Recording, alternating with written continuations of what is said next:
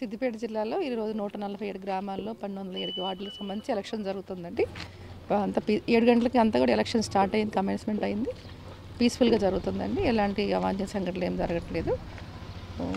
అన్ని 33 మన దగ్గర క్రిటికల్ పోలింగ్ స్టేషన్స్ ఐడెంటిఫై చేయడం జరిగింది. అక్కడ మనము 5 పోలింగ్ స్టేషన్లనేమో వెబ్ కాస్టింగ్ చేస్తున్నాము.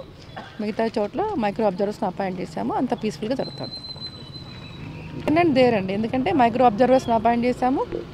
పీడీఓస్ కూడా ఉన్నారు, తహసీల్దార్స్ ఉన్నారు, అందరు కూడా డ్యూటీలో. కాబట్టి వాళ్ళకి ఇమీడియట్గా 10 మినిట్స్లో వాళ్ళు రీచ్ అయిపోయి ఏదైనా ఉంటే అటెండ్ అవుతారు. మౌంట్ విత్ అంటే 3000 దాకా అపాయింట్ చేస్తామండి. పీఓస్, ఓపీఓస్ అందరు కలిసి. లేదండి, పోలింగ్ పర్సెంటేజ్ బాగా అవుతుంది.